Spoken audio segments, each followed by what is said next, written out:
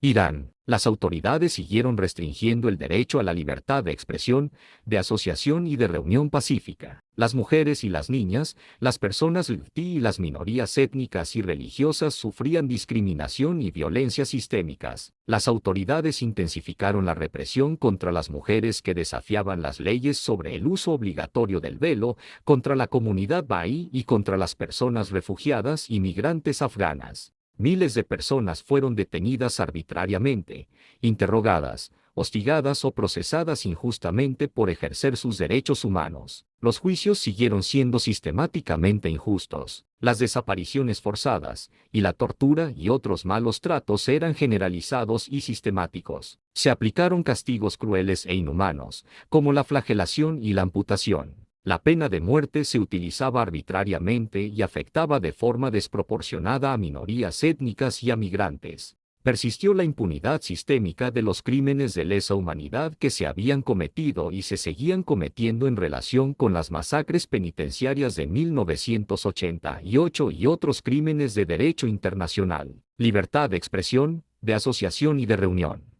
Las autoridades censuraron medios de comunicación, interrumpieron canales de televisión por satélite y siguieron bloqueando o filtrando aplicaciones para móvil y plataformas de redes sociales. Las autoridades siguieron prohibiendo los partidos políticos, las organizaciones de la sociedad civil y los sindicatos independientes, y tomaron represalias contra trabajadores y trabajadoras, entre quienes había profesionales de la enfermería, docentes y activistas de los derechos laborales, por declararse en huelga y reunirse pacíficamente. El proyecto de ley sobre la protección de los usuarios de Internet, que, de aprobarse, vulneraría aún más el derecho a la privacidad y erosionaría el acceso a la red mundial, seguía pendiente de tramitación en el Parlamento. En enero, el líder supremo aprobó un decreto que prohibía el uso de redes privadas virtuales y obligaba a recurrir a la Internet nacional. En junio se abrieron causas penales contra cientos de personas por criticar públicamente a Ebrahim Raisi tras su muerte. Centenares más recibieron llamadas telefónicas intimidatorias,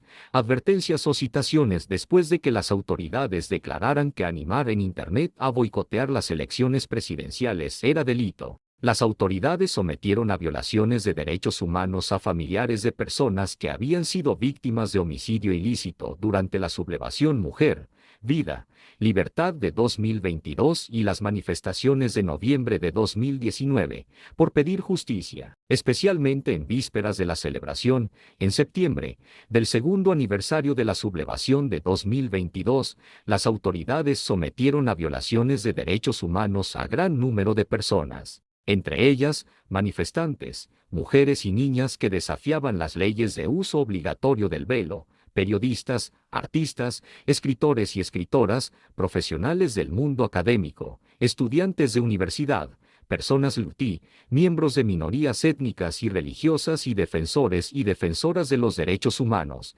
simplemente por ejercer sus derechos humanos. Entre las violaciones cometidas figuraban interrogatorios, detenciones arbitrarias, desapariciones forzadas, enjuiciamientos injustos con penas de prisión, condenas de flagelación o multas, y suspensión o expulsión de la educación o el empleo, desapariciones forzadas, y tortura y otros malos tratos. Las autoridades sometían sistemáticamente a las personas detenidas a desaparición forzada y reclusión en régimen de incomunicación. La tortura y otros malos tratos eran prácticas generalizadas y sistemáticas. En la televisión estatal se emitían confesiones obtenidas mediante tortura. Varias personas recluidas arbitrariamente en centros psiquiátricos por motivos políticos fueron sometidas a tortura y otros malos tratos por medios como la administración forzada de fármacos. Las autoridades penitenciarias y judiciales negaban sistemáticamente a las personas presas la atención médica adecuada,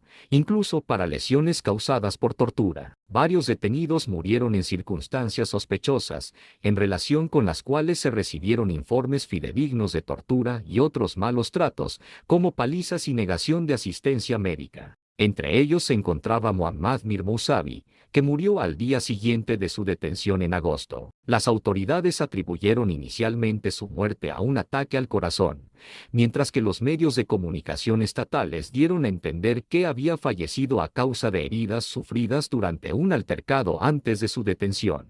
solo después de que se difundiera un video en el que se veía su cuerpo herido, lo que provocó la indignación de la opinión pública. Las autoridades admitieron su responsabilidad. Se detuvo a 5 policías, pero no se facilitó ninguna información sobre su procesamiento. Las personas presas soportaban condiciones de reclusión crueles e inhumanas, como hacinamiento, insalubridad, mala ventilación, infestaciones de ratones e insectos y acceso deficiente o nulo a ropa de cama, retretes o instalaciones de aseo. El Código Penal Islámico conservaba castigos constitutivos de tortura, como la flagelación, la ceguera, la amputación, la crucifixión y la lapidación. Según el Centro Abdurrahman Boroumand para los Derechos Humanos en Irán, los tribunales impusieron al menos 186 condenas de flagelación. Se llevaron a cabo flagelaciones y amputaciones, detenciones arbitrarias y juicios injustos. Los juicios eran sistemáticamente injustos, lo que daba lugar a encarcelamientos que constituían detención arbitraria. Entre las violaciones del debido proceso perpetradas figuraban la negación del derecho a asistencia letrada desde el momento de la detención, la admisión como prueba de confesiones obtenidas mediante tortura y los juicios sumarios. El Poder Judicial, carente de independencia, desempeñaba un papel fundamental en el afianzamiento de la impunidad en casos de tortura, desaparición forzada y otros crímenes de derecho internacional. Persistía impunemente la práctica de mantener recluidas de manera arbitraria a personas extranjeras y con doble nacionalidad para ejercer presión, lo que en algunos casos constituía un delito de toma de rehenes. El arresto domiciliario arbitrario de los disidentes Mehdi Karoubi y Mir Hossein Mousavi y la disidente Sara Ranavard entró en su 14º año.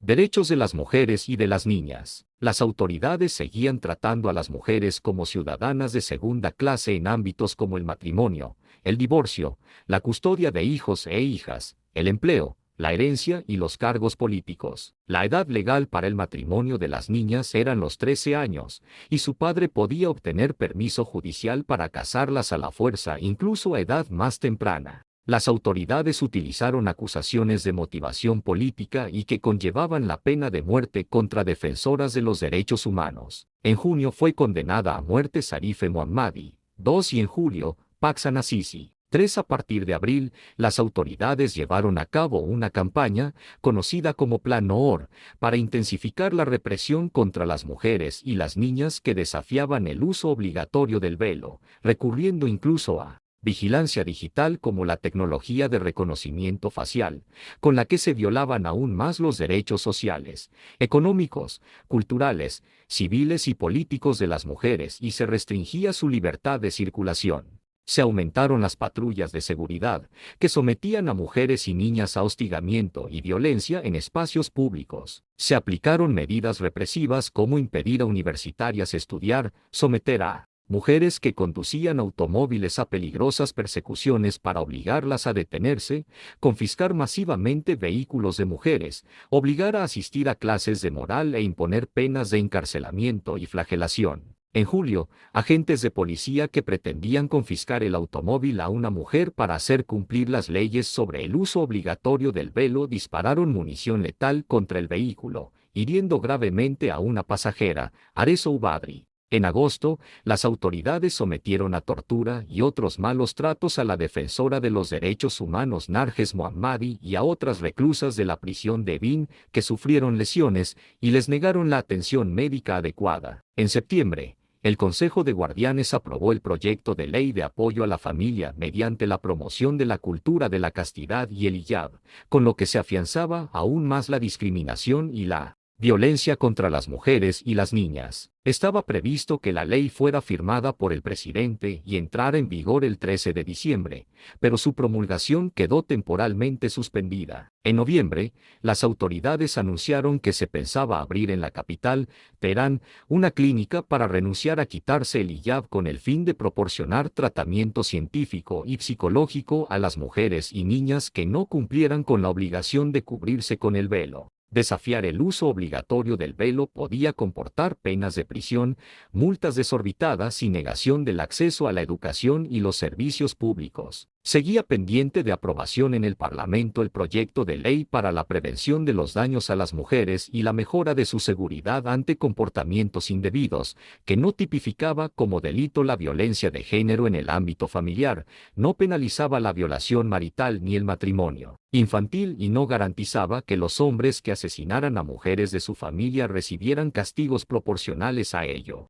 Discriminación. Minorías étnicas. Las minorías étnicas, como las comunidades árabe-awasí, turca azerbaiyana, baluchi, kurda y turcomana, sufrían violaciones generalizadas de derechos humanos, como discriminación en el acceso a la educación, al empleo, a una vivienda adecuada y a cargos políticos. La continua falta de inversión suficiente en las regiones pobladas por minorías étnicas agravaba en ellas la pobreza y la marginación. El persa siguió siendo la única lengua utilizada en la enseñanza primaria y secundaria, pese a los reiterados llamamientos en favor de la diversidad lingüística. Las fuerzas de seguridad mataron e hirieron ilícita e impunemente a decenas de mensajeros transfronterizos kurdos kulbars desarmados entre las regiones del Kurdistán de Irán e Irak y de porteadores de combustible baluchis Sogdwar en la provincia de Sistán y Baluchistán. Minorías religiosas. Las minorías religiosas, Baí, cristiana, derviche gonabadí,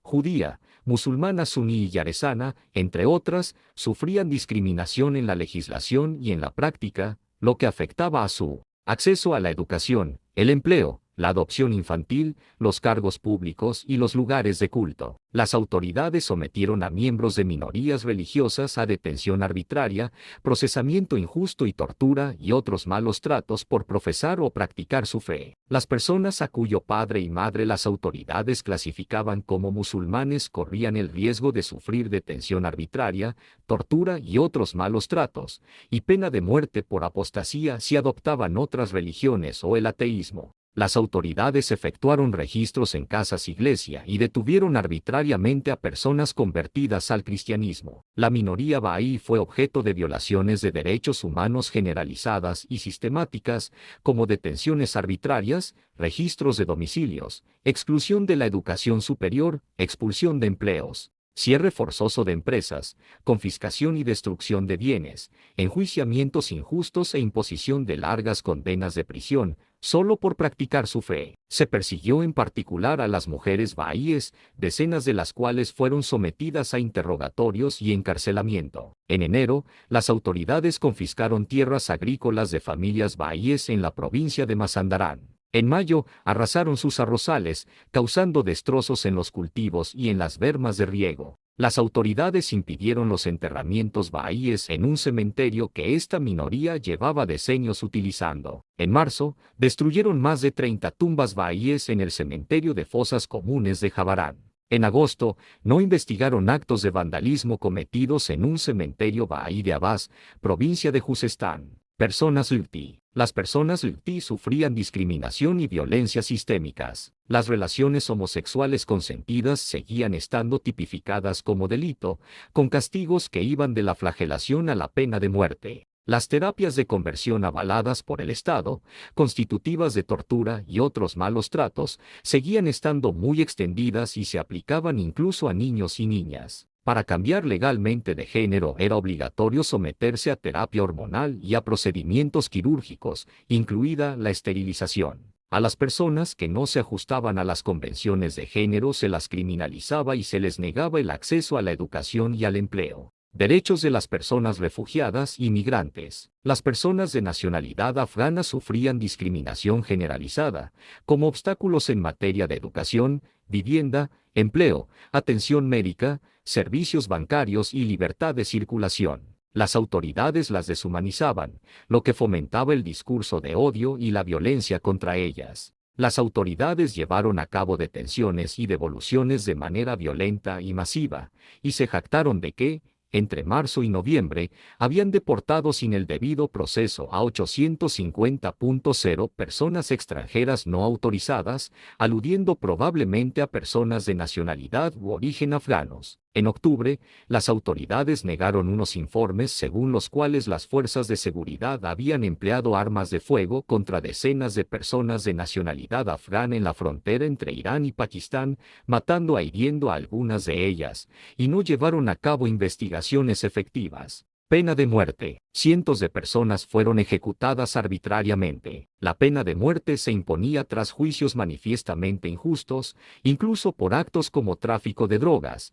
que no cumplían el criterio de los más graves delitos constitutivos de homicidio intencional. 5. La pena de muerte también se mantuvo para actos protegidos por el derecho a la privacidad, a la libertad de expresión y a la libertad de religión o de creencias, como el consumo de alcohol y las relaciones sexuales consentidas entre personas del mismo sexo. El adulterio, relaciones sexuales fuera del matrimonio, seguía castigándose con la muerte por lapidación.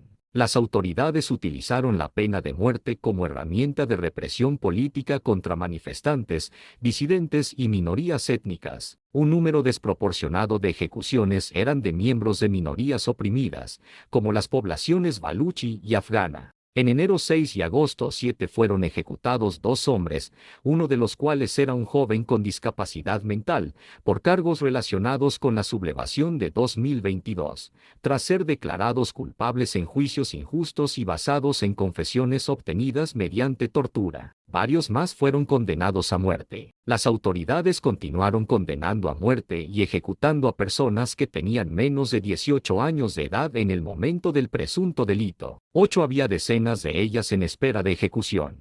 Impunidad. Persistió la impunidad sistémica para los funcionarios implicados en homicidios ilícitos, tortura, desaparición forzada y otros crímenes de derecho internacional y violaciones graves de derechos humanos cometidos en 2024 y en años anteriores. Pese a los llamamientos de autoridades de alto nivel a acelerar su aprobación, en el Parlamento seguía pendiente un proyecto de ley que modificaba la legislación sobre el uso de armas de fuego y que, de aprobarse, permitiría portarlas a un número mayor de cuerpos de seguridad e inteligencia y afianzaría aún más la impunidad de su uso ilícito. Las fuerzas de seguridad dispararon ilícita e impunemente contra personas que viajaban en automóvil, llegando incluso a matarlas o herirlas. Esta práctica afectó de forma desproporcionada a la minoría baluchi. En marzo, las autoridades respondieron a un informe de Amnistía Internacional de diciembre de 2023 negando que algún funcionario hubiera perpetrado actos de violencia sexual contra manifestantes en la sublevación de 2022.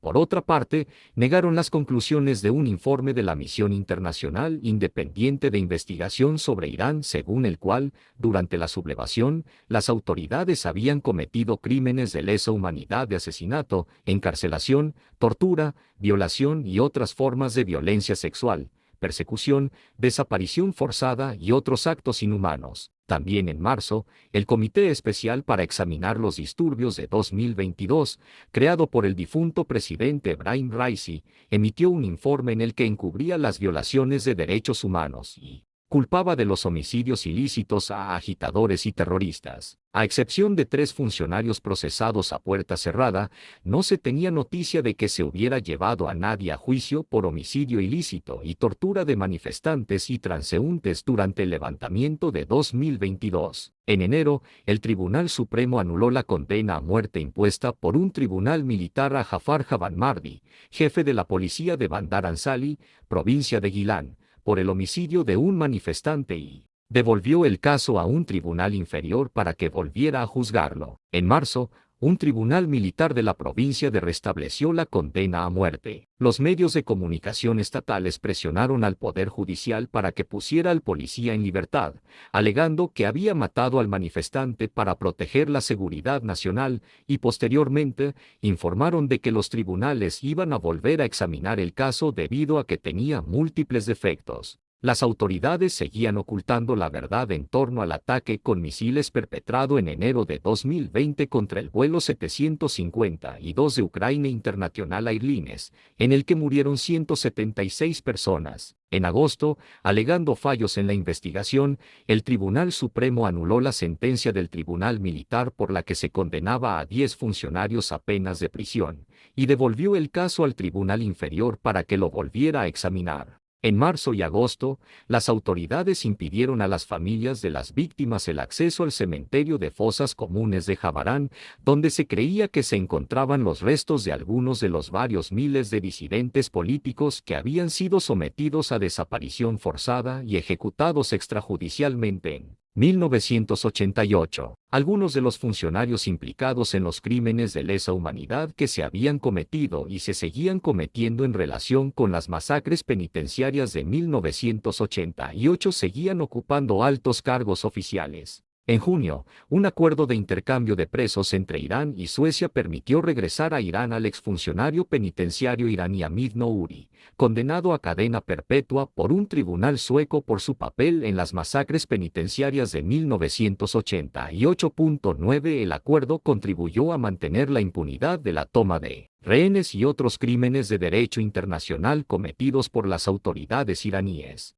Guerra de Irán de 2026. A partir del 28 de febrero de 2026, Israel y Estados Unidos participaron en ataques conjuntos coordinados contra varios sitios en Irán, iniciando una gran guerra destinada a un cambio de régimen, con el nombre en código Operación León Rugiente por Israel y Operación Furia Épica por Estados Unidos. Los ataques se han dirigido contra funcionarios iraníes clave, comandantes militares e instalaciones. La respuesta de Irán se ha denominado Operación Promesa Verdadera. La operación comenzó con ataques conjuntos de Israel y Estados Unidos en las ciudades de Teherán, Isfahán, Qom, Karaj y Kermanshah. Los ataques incluyeron el asesinato del líder supremo Ali Khamenei, cuyo complejo fue destruido, Ali Zamkhani, exsecretario del Consejo Supremo de Seguridad Nacional de Irán, y varios otros funcionarios iraníes. En represalia, Irán lanzó docenas de sus drones y misiles balísticos por todo el Golfo Pérsico contra objetivos en Israel y bases militares estadounidenses en Jordania,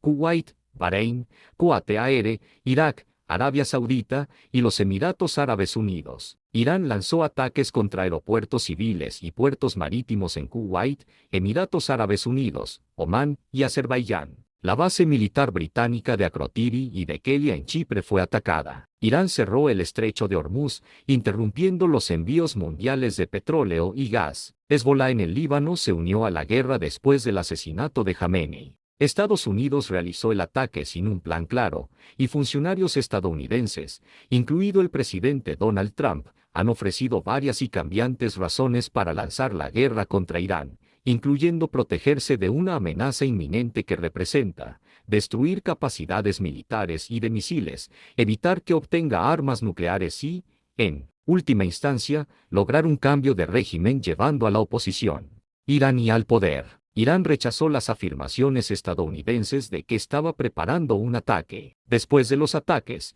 el Organismo Internacional de Energía Atómica dijo que Irán no tiene un programa de armas nucleares. Las Naciones Unidas y varios países no involucrados, incluidos China y Rusia, condenaron los ataques iniciales por socavar la estabilidad del Medio Oriente. Otros condenaron los ataques de represalia de Irán contra los aliados de Estados Unidos en la región. Los críticos de la operación la describieron como ilegal según la ley estadounidense, un acto de imperialismo, y una violación de la soberanía de Irán según el derecho internacional. Un golpe de Estado apoyado por Estados Unidos y el Reino Unido en 1953 depuso al primer ministro Mohammad Mossadegh y fortaleció el gobierno de Mohammad Reza Pahlavi, el Shah. El resentimiento por la deferencia del Shah a los intereses occidentales y su gobierno monárquico autocrático condujo a la revolución de 1979 en la que fue derrocado, y después de la cual Irán se convirtió en una república islámica y cortó relaciones diplomáticas con Estados Unidos e Israel. Durante la guerra entre Irán e Irak en la década de 1980,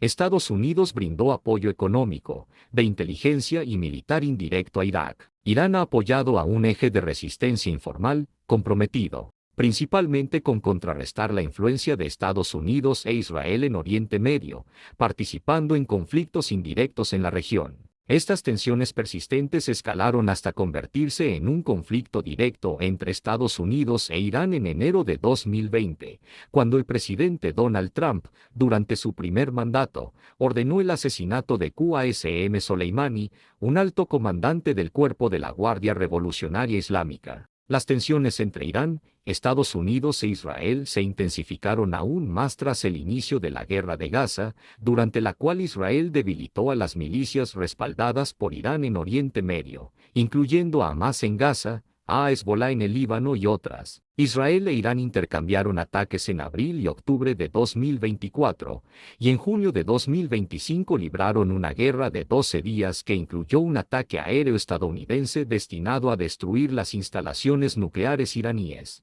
La cuestión nuclear de Irán. El desarrollo de capacidades de enriquecimiento nuclear por parte de Irán ha sido una controversia internacional durante décadas, con Estados Unidos y sus aliados buscando prevenir el desarrollo de armas nucleares iraníes. Irán dijo que no está buscando armas nucleares, y que sus esfuerzos de enriquecimiento son para generar energía nuclear para uso civil. El director general del Organismo Internacional de Energía Atómica dijo que no hay pruebas de que Irán esté construyendo una bomba atómica. La retirada de Estados Unidos del Plan de Acción Integral Conjunto en 2018 condujo a la reimposición de sanciones a Irán y a un giro hacia el uso de la fuerza en lugar de la diplomacia en las relaciones entre Estados Unidos y sus aliados e Irán. La primera administración Trump adoptó una estrategia de máxima presión. La administración Biden no relajó las sanciones económicas contra Irán, y en su lugar implementó más medidas. La segunda administración Trump reimpuso el enfoque de máxima presión sobre Irán. La Agencia de Inteligencia de Defensa concluyó en 2025 que pasaría una década antes de que Irán pudiera adquirir la capacidad técnica para producir un arsenal de misiles que pudiera alcanzar los Estados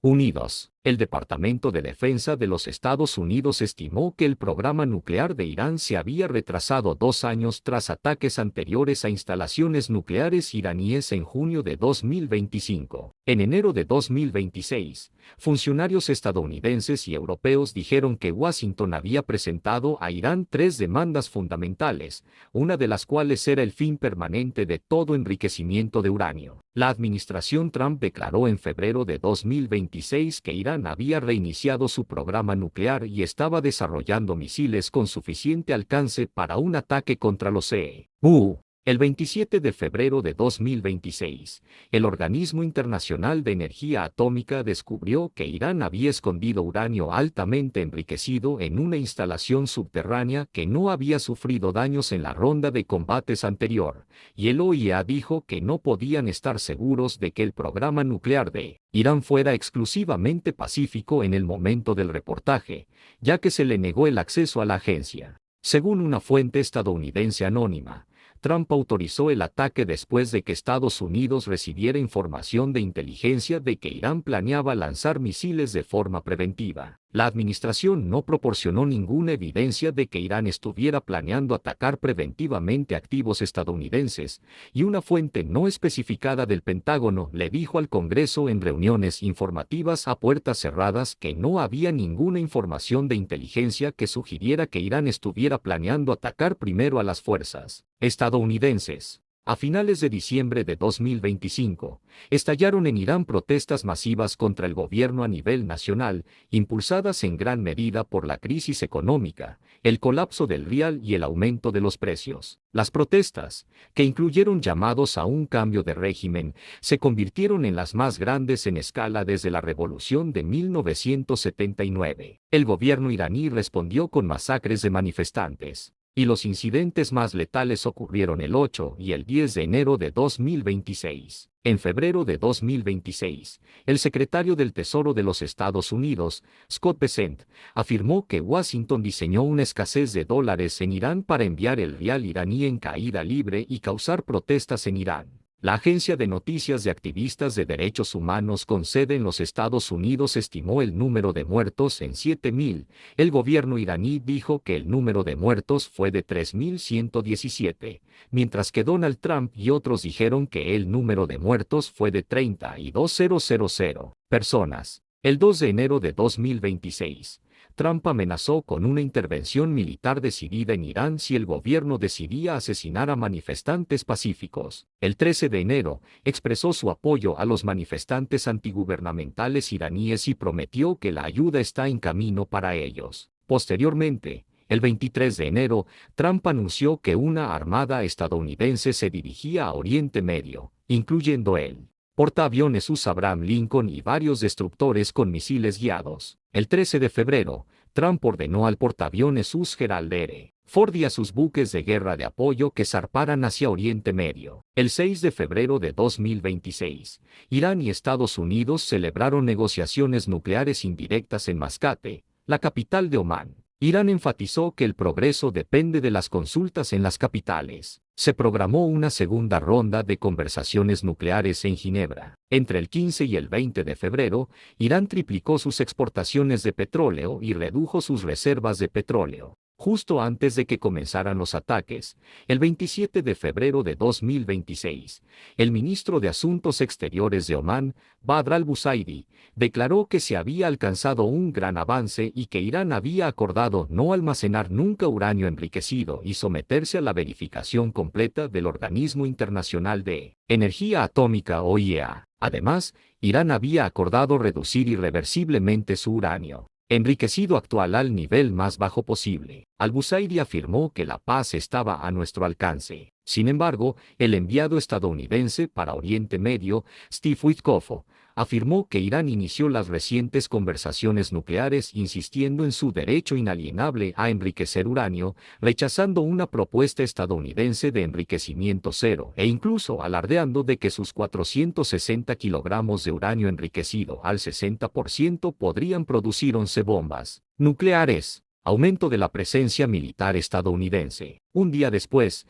el 14 de febrero, funcionarios estadounidenses informaron a Reuters que el ejército estadounidense se estaba preparando para una amplia campaña que implicaba operaciones sostenidas de semanas de duración contra Irán, que podrían tener como objetivo su estado e infraestructura de seguridad. Para el 19 de febrero, la acumulación de tropas estadounidenses se describió como la mayor en Oriente Medio desde la invasión de Irak en 2003. El 24 de febrero de 2026, durante un discurso sobre el Estado de la Unión, Trump acusó a Irán de reanudar los esfuerzos para construir armas nucleares, condenando estas supuestas ambiciones como siniestras y afirmando que Irán también había desarrollado capacidades de misiles cada vez más avanzadas que podrían amenazar a Estados Unidos, Europa y las bases estadounidenses en el extranjero. Advirtió que Estados Unidos estaba preparado para actuar si fuera necesario. Tales afirmaciones por parte de funcionarios estadounidenses han sugerido que Irán está buscando armas de destrucción masiva ADM o armas similares y que Estados Unidos necesitaba intervenir militarmente contra él, haciéndose eco de falsas acusaciones de ADM en Irak antes de la guerra de Irak en 2003. Los informes de inteligencia estadounidenses sugirieron que las supuestas amenazas de misiles balísticos iraníes de largo alcance eran infundadas, y que tales capacidades requerirían hasta 2035 si Irán hubiera decidido continuar con el proyecto. El 25 de febrero de 2026, el ministro de Asuntos Exteriores iraní, Abbas Araghchi, declaró que un acuerdo histórico con Estados Unidos para evitar un conflicto militar estaba a nuestro alcance antes de la reanudación de las conversaciones en Ginebra. Araghchi enfatizó que se debe priorizar la diplomacia para evitar una mayor escalada. A pesar de las altas tensiones y el importante refuerzo militar estadounidense en la región, Araghchi reiteró en redes sociales que Irán mantiene una postura clarísima contra el desarrollo de armas nucleares, al tiempo que defiende su derecho a la tecnología nuclear con fines pacíficos. Antes del ataque, Don Vance, vicepresidente de Estados Unidos, defendió atacar a Irán, cuando se le preguntó si apoyaría un cambio de régimen en Irán. A pesar de haber criticado previamente la guerra de Irak, afirmó que la vida tiene todo tipo de giros inesperados. Vance también apoyó la guerra tras su inicio, contradiciendo su larga campaña contra la guerra. Según The Telegraph y The Washington Post, el príncipe heredero de Arabia Saudita, Mohammed bin Salman, mantuvo múltiples llamadas telefónicas con Trump, instándolo a atacar a Irán, afirmando que Irán se volvería más fuerte y peligroso si Washington no atacaba de inmediato. The Washington Post informó que la decisión de Trump de atacar a Irán se produjo después de que los gobiernos de Arabia Saudita e Israel lo presionaran repetidamente para que tomara la medida. El primer ministro israelí, Benjamin Netanyahu, presionó con éxito a la administración Trump para una intervención militar. Según se informa, el príncipe heredero saudí, Mohammed bin Salman, instó a Trump a atacar a Irán a pesar de los llamados públicos a la diplomacia. The Guardian informó unos días antes del ataque que la decisión se determinaría según el resultado de una reunión en Ginebra,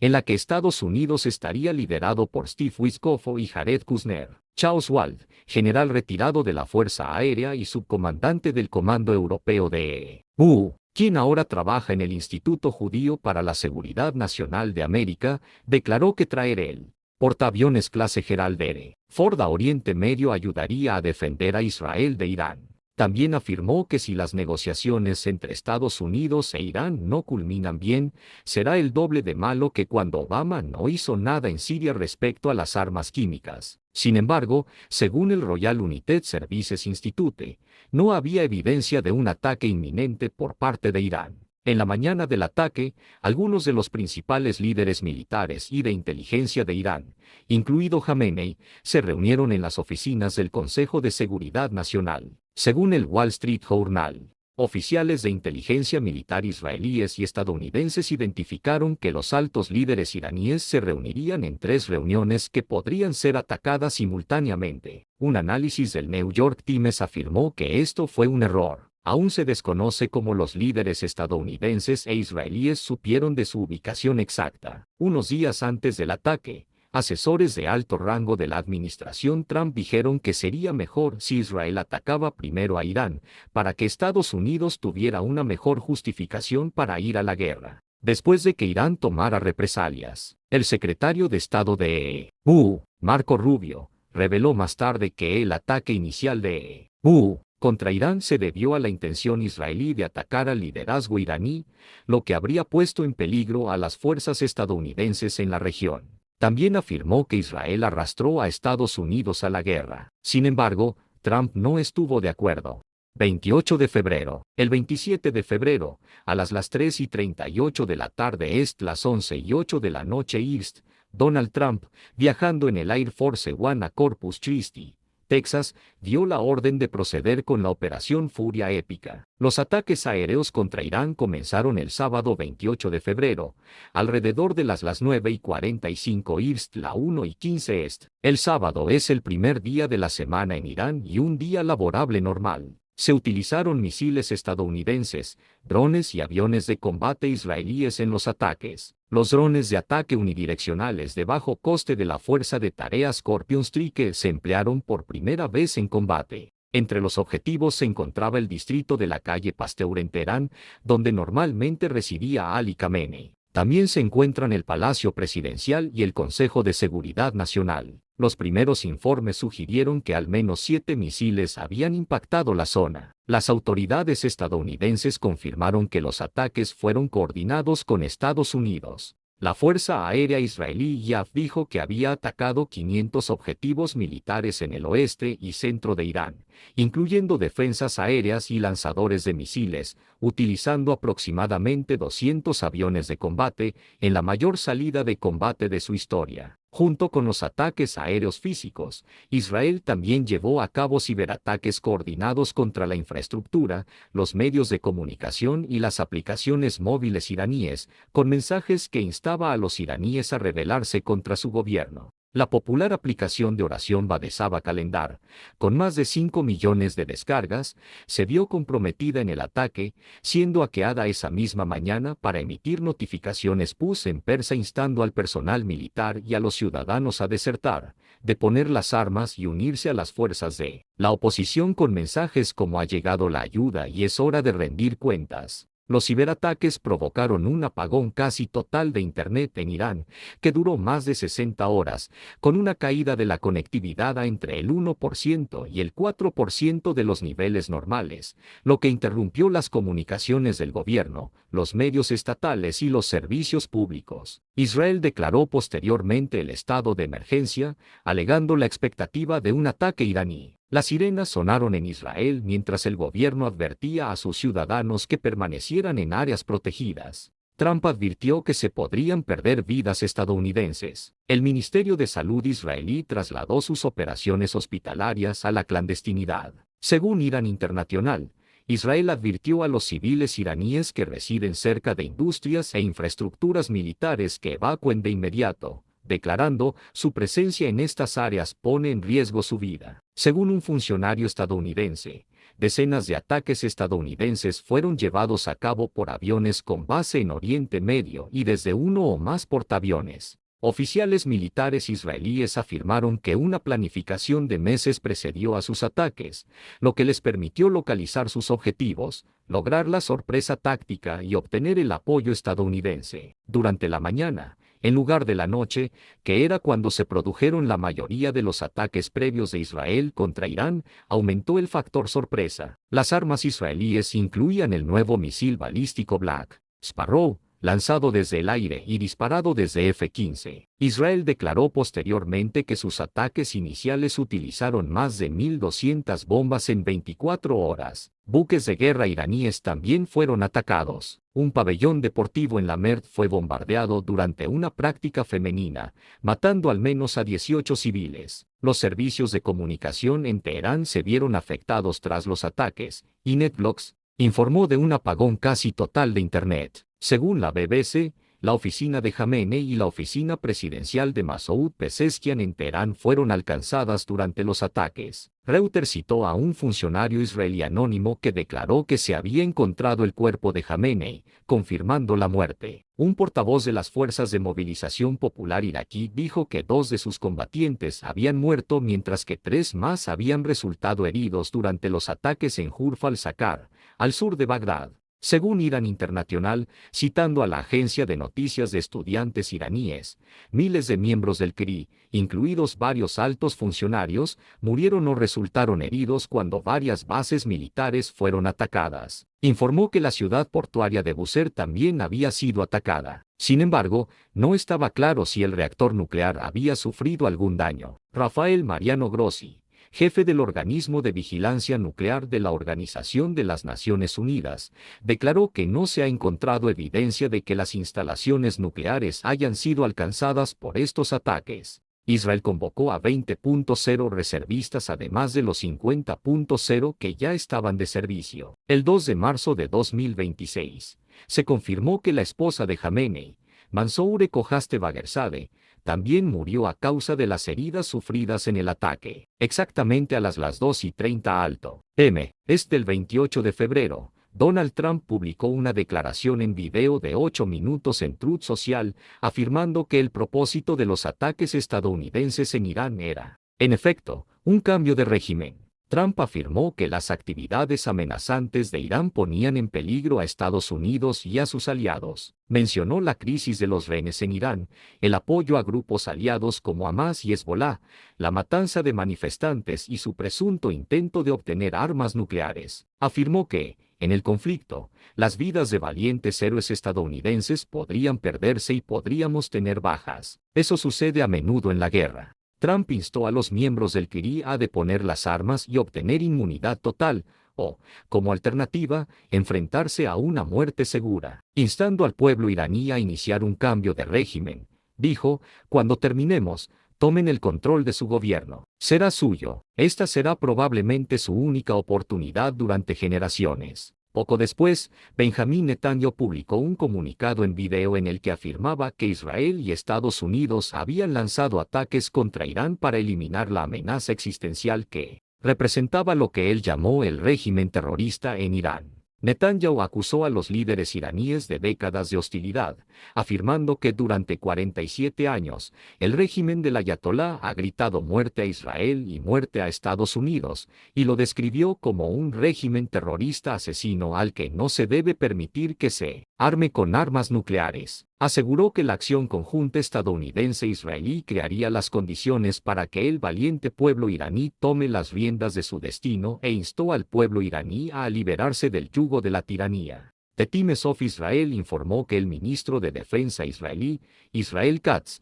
había calificado los ataques como un ataque preventivo destinado a eliminar las amenazas al Estado de Israel. El secretario de Defensa de Estados Unidos, Pete Hegseth, desestimó las preocupaciones planteadas por algunos demócratas en Estados Unidos, afirmando, no a reglas de combate absurdas, ni a un atolladero de construcción nacional, ni a ejercicios de construcción democrática, ni a guerras políticamente correctas. Luchamos para ganar y no desperdiciamos tiempo ni vidas. Como advirtió el presidente, un esfuerzo de esta envergadura implicará bajas. La guerra es un infierno y siempre lo será. Irán rechazó las afirmaciones de que pretendía atacar a Estados Unidos, citando como prueba la postura agresiva de las Fuerzas Armadas estadounidenses. Las fuerzas iraníes reaccionaron en cuestión de horas lanzando misiles contra objetivos en Tel Aviv y Haifa, así como contra bases militares estadounidenses en la región del Golfo Pérsico. Esta respuesta más rápida en comparación con la de la Guerra de los 12 días sugiere un cambio en la estructura de mando de Irán,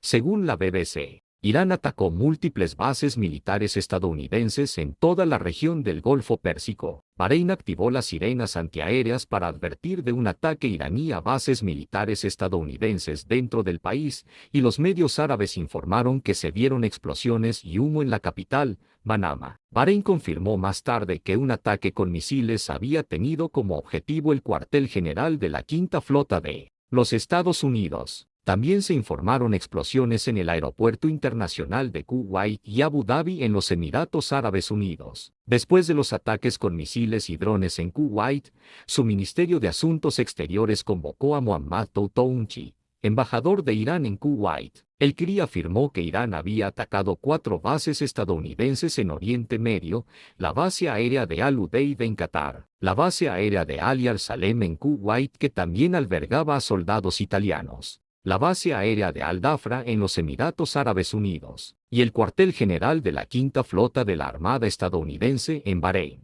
Arabia Saudí confirmó que se habían producido ataques iraníes contra Riad y la provincia oriental. Afirmó haber interceptado con éxito ataques iraníes dirigidos a esas zonas y afirmó que el reino tomará todas las medidas necesarias para defenderse, incluida la opción de responder a la agresión.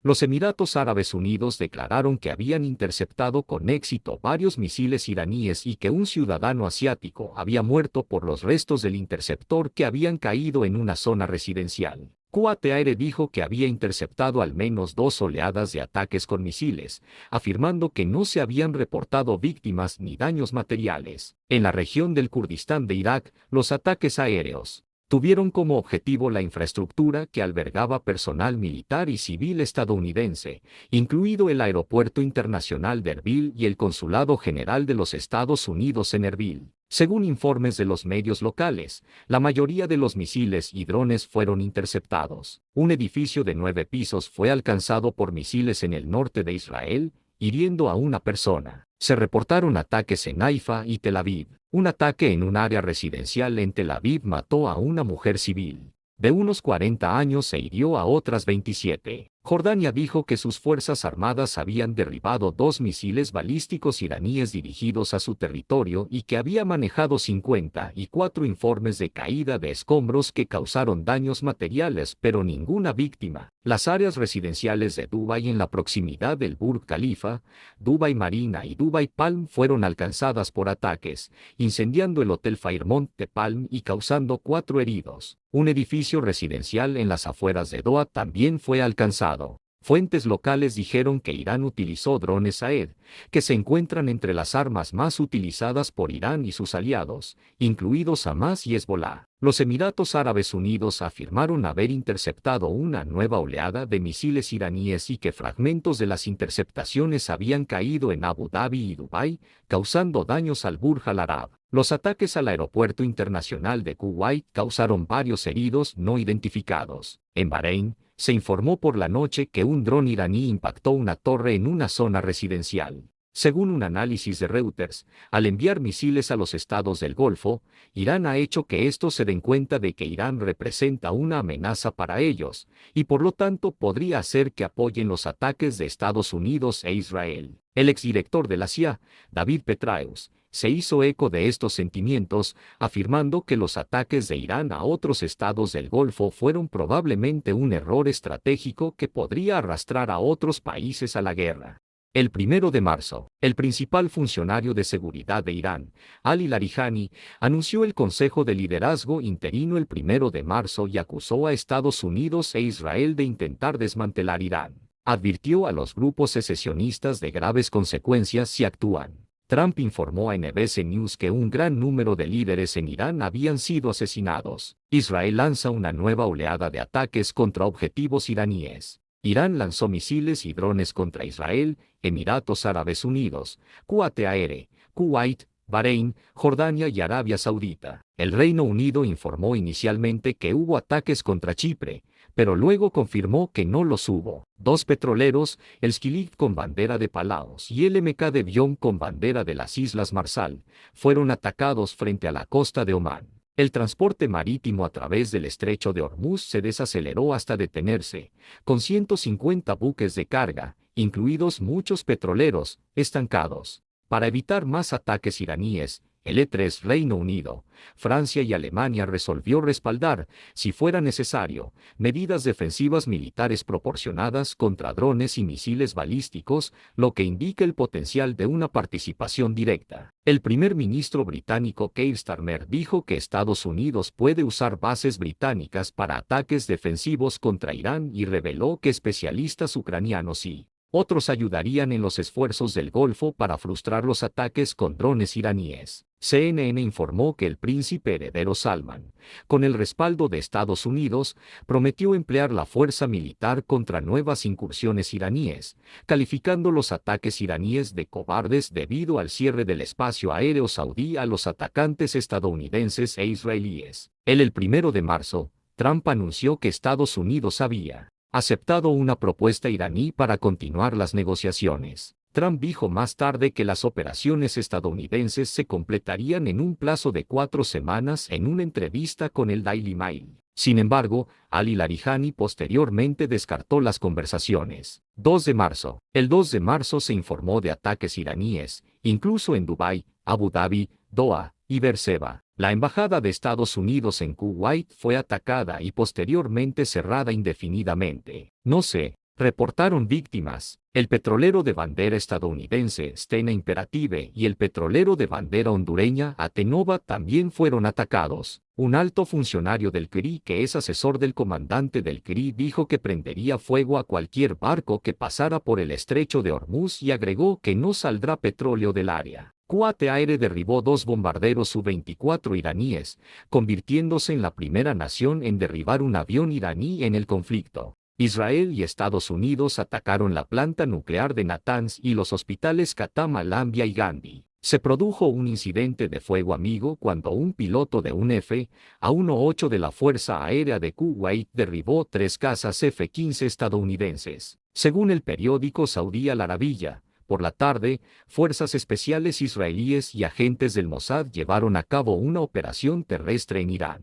No se informó de más información. Las autoridades israelíes no habían emitido ninguna respuesta al informe hasta el 3 de marzo. Ningún medio de comunicación independiente ha confirmado estas acusaciones. Israel y Hezbolá intercambiaron ataques entre sí. Hezbolá lanzó ataques contra Israel en represalia por el asesinato de Jamenei. Líbano prohibió las actividades militares de Hezbolá después de los ataques. Hezbolá luego afirmó que el ataque fue un acto defensivo después de más de un año de ataques israelíes a pesar de una tregua. Agregó que reinició los combates para obligar a Israel a detener su agresión y evacuar los territorios libaneses ocupados, enfatizando que la medida no estaba relacionada con la guerra. Un portavoz de las FI emitió una declaración de emergencia indicando que el ataque debe considerarse una declaración oficial de guerra por parte de Hezbolá, prometiendo neutralizar la amenaza. Israel atacó el sur del Líbano, Beirut y el valle de Bekaa. Las fuerzas de defensa de Israel afirmaron que mataron al jefe del cuartel general de inteligencia de Hezbolá, Hussein Makled, en los ataques. La estación de la Real Fuerza Aérea en Akrotiri, Chipre, fue blanco de un ataque con drones alrededor de la medianoche, hora local. Uno de ellos causó daños menores. Otro ataque a Chipre llevó a Grecia a anunciar que desplegaría fragatas y F-16 para defender a Chipre de cualquier otro ataque de Irán. Más tarde ese mismo día, el general del CRI Sardar Jabari comentó que había presencia estadounidense en la isla de Chipre y que Irán planeaba atacar la isla con tal intensidad que los estadounidenses se verán obligados a irse. El grupo militante proiraní Guardianes de la Brigada de Sangre se atribuyó la responsabilidad de los ataques a la base Victoria de cerca del aeropuerto internacional de Bagdad y Erbil, región del Kurdistán, Irak. La resistencia islámica en Irak se atribuyó la responsabilidad de más de 23 ataques con aviones no tripulados contra activos estadounidenses en Erbil. 3 de marzo. El 3 de marzo, ataques israelíes y estadounidenses destruyeron, según se informa, la sede del Consejo Supremo de Seguridad Nacional SNSC, el edificio del Consejo de Discernimiento de Conveniencia en Teherán, y lo que funcionarios israelíes describieron como una instalación subterránea de armas nucleares llamada Min Sadai. El aeropuerto de Bushehr también fue atacado, dañando la terminal del aeropuerto y destruyendo un Airbus A319 EPIEP de Iran Air. La proximidad de estos ataques a la planta de energía nuclear de Bushehr a unos 12 kilómetros 75 mi de distancia llevó a la agencia rusa Rosatom a suspender la construcción de nuevas unidades y evacuar al personal no esencial debido a una pérdida de comunicación con funcionarios iraníes. Funcionarios estadounidenses dijeron que las fuerzas estadounidenses dañaron gravemente las capacidades navales de Irán, principalmente en el Golfo de Omán, donde, según informes, varios buques de guerra iraníes fueron destruidos y bases clave fueron atacadas. Israel también informó que mató a Daoud al-Izadeh, comandante de la rama libanesa de la fuerza Quds, en Teherán, y que detuvo a una docena de miembros de Hezbollah en respuesta a un ataque con misiles. Los escombros de un ataque aéreo israelí y estadounidense dañaron el Palacio de Golestán, declarado Patrimonio de la Humanidad por la UNESCO, lo que provocó que la UNESCO emitiera una declaración en la que afirmaba que dañar la propiedad de la UNESCO es contrario al derecho internacional. Israel Katz autorizó una invasión terrestre del Líbano el 3 de marzo. Funcionarios israelíes advirtieron que sus ataques contra Irán podrían intensificarse e implicar una invasión terrestre más profunda. Estados Unidos expresó su reticencia a desplegar sus propias tropas terrestres en Irán. Trump afirmó que Estados Unidos conservaba un suministro prácticamente ilimitado de armamento pesado, pero que estaba buscando más suministros de otros estados. Trump añadió que confiaba en una gran victoria estadounidense. Anteriormente en el conflicto, Trump instó a los iraníes a tomar el control de su gobierno y afirmó que Estados Unidos los respalda con una fuerza abrumadora y devastadora, presentando la acción militar estadounidense como una oportunidad para un levantamiento más amplio. Trump también compartió artículos de opinión en los que argumentaba que no hay necesidad de una fuerza de invasión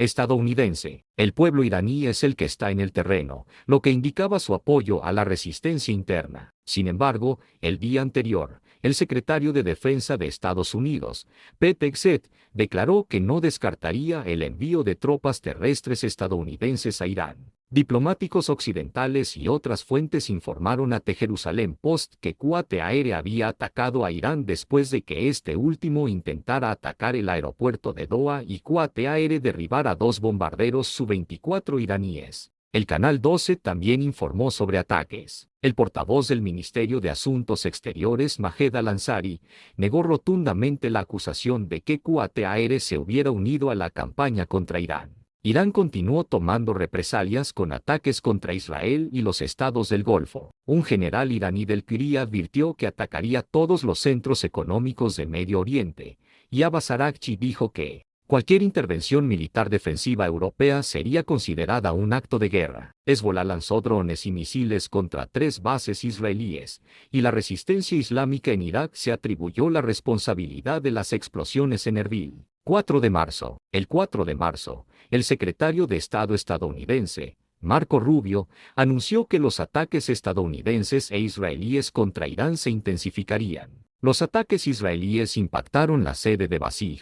Según fuentes iraníes, Mojtaba Khamenei sobrevivió a un ataque aéreo. Kuwait Air arrestó a 10 personas por operar como una célula del Quiri en territorio recopilando datos sobre infraestructura militar. Algunas de ellas estaban entrenadas para usar drones. Las fuerzas de defensa de Israel FDI anunciaron que un F-35 Yadir derribó un avión de combate iraní Yak-13-0 de fabricación rusa sobre Teherán. Esta es la primera vez que un F-35 derriba un avión de combate tripulado en combate aire-aire y la primera vez que la Fuerza Aérea Israelí derriba una aeronave desde 1985. La tasa de lanzamientos de misiles balísticos por parte de Irán disminuyó desde el comienzo de la guerra hasta el 4 de marzo, y los analistas apuntan como factores explicativos al agotamiento de las reservas iraníes de misiles y lanzadores, así como a una estrategia de racionamiento para una guerra más larga. Irán lanzó ataques contra la base aérea de Al-Udeid y la planta de refinación de petróleo de Ras Tanura de Aramco.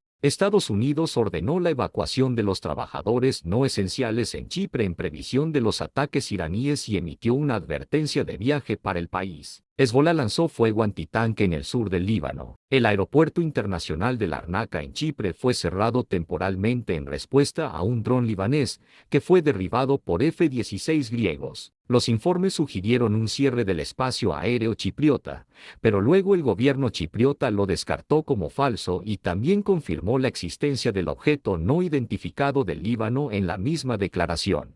Un misil balístico lanzado desde territorio iraní fue interceptado por los sistemas integrados de defensa aérea de la OTAN al entrar en el espacio aéreo turco, lo que marcó una escalada significativa en el conflicto regional. Turquía afirmó su derecho a la legítima defensa tras el impacto en Dertiol, provincia de Hatay, y el secretario general de la OTAN, Mark Rutte, declaró que la alianza estaba comprometida con la defensa de Turquía. En una respuesta diplomática, Irán negó oficialmente haber atacado intencionalmente a Turquía, atribuyendo el incidente a una anomalía técnica. A pesar de estas negaciones, la posible invocación del artículo 4 de la OTAN se convirtió en un punto central de las conversaciones urgentes entre el ministro de Asuntos Exteriores turco, Hakan Fidan, y los líderes aliados, mientras Turquía buscaba reforzar la postura de defensa colectiva de la alianza ante nuevas amenazas aéreas. Una fragata de la Armada iraní, Iris Dena, fue hundida en el Océano Índico por un submarino de la Armada de los Estados Unidos, aproximadamente a 40 millas náuticas 74 kilómetros, 46 millas al sur de Galle, Sri Lanka. El buque se encontraba en tránsito de regreso a Irán tras su participación en la revisión internacional de la Flota 2026 y el ejercicio multilateral Milan en Visakhapatnam, India. Fue el primer barco hundido por un submarino en combate activo desde el Ara General Belgrano durante la Guerra de las Malvinas, y el primero por un submarino estadounidense desde la Segunda Guerra Mundial. El barco emitió una señal de socorro al amanecer, lo que provocó una operación inmediata de búsqueda y rescate por parte de la Armada de Sri Lanka y la Fuerza Aérea de Sri Lanka. 32 sobrevivientes fueron rescatados con éxito por la Armada de Sri Lanka y transportados al Hospital Nacional de Galle, donde recibieron tratamiento médico por agotamiento y lesiones relacionadas con la explosión. La Armada de Sri Lanka también recuperó 87 cadáveres de marineros iraníes. 5 de marzo, un ataque aéreo estadounidense-israelí destruyó el estadio cubierto de 12.0 asientos del complejo Azadi de Teherán. Dos líderes estudiantiles Basij que presuntamente participaron en la represión de las protestas murieron en ataques aéreos israelíes. El 5 de marzo de 2026, una fuente militar informó a la agencia de noticias Fars que Irán había disparado más de 500 misiles balísticos y navales, y casi 2.000 drones, desde el 28 de febrero. El informe afirmaba que casi el 40% de los lanzamientos se dirigían hacia Israel y casi el 60% hacia objetivos estadounidenses en la región. El presidente ucraniano, Volodymyr Zelensky, declaró que Ucrania había recibido una solicitud estadounidense de asistencia con drones iraníes Saed. El presidente Trump afirmó que aceptaría la asistencia ucraniana. Durante la visita del ministro de Defensa del Reino Unido, John Healey, no se enviaron misiles hacia Chipre. Sin embargo, las alarmas en las bases británicas sonaron 2 veces, lo que provocó pánico generalizado en la población local y evacuaciones. En ambas ocasiones, las bases confirmaron que, a pesar del lanzamiento de un cohete, este no se dirigió hacia Chipre. Mientras tanto, Italia, Países Bajos y España confirmaron el envío de buques de guerra para defender Chipre, incluida la fragata Cristóbal Colón. Keir Starmer también confirmó que las bases británicas en Chipre se utilizarían específicamente para derribar drones iraníes, confirmando el uso de la base para defender el espacio aéreo jordano. Irlanda declaró que estaría dispuesta a proteger Chipre y unirse a la coalición de defensa europea que se había movilizado en torno a la isla si se le solicitaba. Azerbaiyán dijo que 2 drones de Irán atacaron el enclave de Nakhchivan de Azerbaiyán. Un dron golpeó el edificio de la terminal del Aeropuerto Internacional de Nakhchivan, mientras que otro aterrizó cerca de un edificio escolar en el pueblo de Karabad, según el Ministerio de Asuntos Exteriores, dañando el aeropuerto e hiriendo a 2 civiles. Azerbaiyán convocó a su embajador iraní, retiró a sus diplomáticos de Irán y prometió una respuesta militar. El ministro de Asuntos Exteriores iraní, Abbas Araghchi, negó que Irán hubiera atacado a Azerbaiyán e insinuó que se trató de un ataque israelí de falsa bandera. Acernews informó que un canal de Telegram, afiliado al cuerpo de la Guardia Revolucionaria Islámica, Sepa Pasdara News Channel, se atribuyó la responsabilidad del ataque en Najicheván. El presidente azerbaiyano, Ilham Aliyev, declaró que Irán cometió actos terroristas contra Azerbaiyán. Turquía también condenó los ataques en Azerbaiyán. 6 de marzo, Irán reanudó su ofensiva en los países del Golfo. También se informó que el petrolero iraní Iris Buser se encontraba en las cercanías de Sri Lanka y fue internado por la Armada de Sri Lanka junto con su tripulación de 208 hombres. Este es el primer caso de un buque de guerra internado en un país neutral desde la Segunda Guerra Mundial. Trump afirmó que no hay plazos para la guerra, y Exet afirmó que la guerra apenas ha comenzado. Según informes, Estados Unidos e Israel ejecutaron fuertes ataques aéreos contra Teherán, Kermanshah, así como Salmas, Maku y Saqqez en el oeste de Irán. 7 de marzo, las fuerzas estadounidenses e israelíes atacaron numerosos objetivos en Teherán e Isfahán. Según fuentes, estos ataques se dirigían a infraestructuras del régimen terrorista. Simultáneamente, Estados Unidos aprobó una venta de armas a Israel por valor de $151 millones. Además, Estados Unidos envió un tercer portaaviones a Oriente Medio, el US George H.W. Bush. Los complejos y las estructuras de las refinerías de petróleo de la empresa estadounidense Halliburton ubicadas en Basora fueron alcanzados por ataques iraníes. El aeropuerto internacional Mehrabad de Teherán fue atacado en la madrugada, donde las fuerzas de defensa de Israel afirmaron haber destruido 16 aviones de la fuerza Quds.